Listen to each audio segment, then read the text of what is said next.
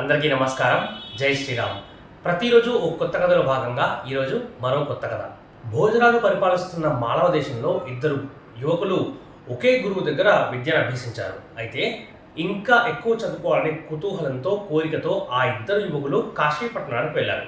అక్కడ కూడా ఒకే గురువు దగ్గర విద్యను అభ్యసించి చాలా కాలం తర్వాత తిరిగి మానవ రాజ్యానికి ప్రయాణమయ్యారు.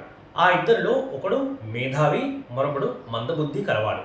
అయితే దారిలో ఉన్న రాజ్యాలలో రాజు దగ్గర తమ పాండిత్యాన్ని ప్రదర్శించి ధనాన్ని పోగేసుకోసాగారు.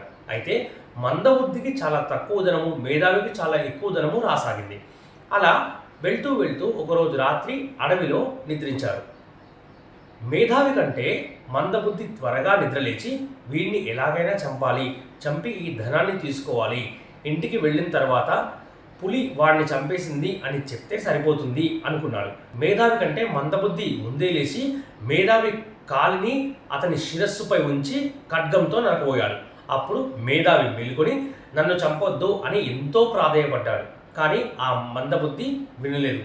సరే, చంపితే చంపావు, నన్ను చంపొద్దు, కావాలంటే ధనం మొత్తం నీకే ఇచ్చేస్తాను, ఇక్కడ జరిగిన విషయాన్ని ఎవరికి చెప్పను, అంతేకాకుండా ఈ రాజ్యంలో ఉండకుండా వేరే రాజ్యానికి వెళ్ళిపోతాను అని ఎంతో ప్రాధాయపడ్డాడు.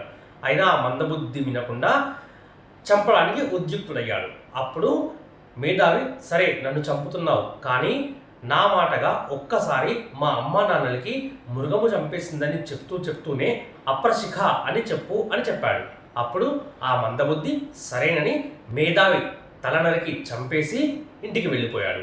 అక్కడ మీ కొడుకుని మృగము చంపేసింది అని చెప్పేసి ఊళ్ళో అందరికీ నమ్మించాడు. ఆ మేధావి తల్లిదండ్రుల దగ్గరకు వెళ్ళి ఈ మందబుద్ధి మీ కొడుకుని మృగము చంపేసింది అని చెప్పాడు.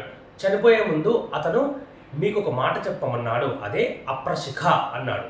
ఆ వృద్ధ దంపతులకు అనుమానం వచ్చి మహాకవి కాళిదాసు దగ్గరికి వెళ్ళారు. వెళ్ళి అప్రశిఖ అని అంటే అర్థమేంటి అని కాళిదాసును అడిగారు. అప్పుడు కాళిదాసు అన్నాడు కదా, మీ కొడుకుని మృగము చంపలేదు, నరమృగము చంపింది, ఈ సందేశము మీకు తెలియాలని మీ కొడుకు అప్రశిఖ అని చెప్పాడు అని అంటాడు. అప్పుడు ఆశ్చర్యంగా ఆ వృద్ధ దంపతులు కాళిదాసు కేసు చూడగా కాళిదాసు అన్నాడు కదా, దీని అర్థం ఏంటంటే ఈ మందబుద్ధి మీ కొడుకు నిద్రిస్తూ ఉండగా శిరస్సుపై కాలిని పెట్టి తల నరికెను అని అర్థం అని చెప్పారు. అప్పుడు ఆ వృద్ధ దంపతులు దుఃఖిస్తూ భోజరాజు దగ్గరికి వెళ్ళారు. ఆ భోజరాజు సభను ఏర్పాటు చేసి కాళిదాసుని పిలిచి దీని అర్థం ఇదేనా అంటే అవును అని కాళిదాసు చెప్పగా మందబుద్ధిని తీసుకొచ్చి భోజరాజు దగ్గర ప్రవేశపెడతారు. అప్పుడు ఆ మందబుద్ధి భయపడిపోయి నిజమే అని ఒప్పుకుంటాడు. అయితే కాళిదాసు అంటే పడని ఇంకొక కవి దీని అర్థం ఇదే అని అప్పుడు కాళిదాసు అంటాడు కదా, ఆ తలను ముండాన్ని తీసుకొస్తే నేను నిరూపిస్తాను మహారాజా అంటాడు. అప్పుడు భోజరాజు సైనికులను ఆజ్ఞాపిస్తాడు. సైనికులు వెళ్ళి ఆ ముండాన్ని తలని తీసుకొస్తారు. తీసుకొచ్చి అక్కడ పెట్టినప్పుడు మొండాన్ని తనని ఒక చోట చేర్చి భువనేశ్వరి దేవిని కాళిదాసు ప్రార్థిస్తాడు. భువనేశ్వరి దేవి దయ వల్ల ఆ యువకుడు బ్రతుకుతాడు. బ్రతికి చెప్తాడు కదా, మహారాజా దీని అర్థం ఇదే అని ఆ యువకుడు సాక్ష్యం చెప్పడంతో అలా సాక్ష్యం చెప్పినప్పుడు ఆ యువకుడిని మహారాజు ఆస్థాన కవిగా నియమిస్తాడు. ఈ మందబుద్ధిని కారాగారంలో పడేస్తాడు. జై శ్రీరామ్.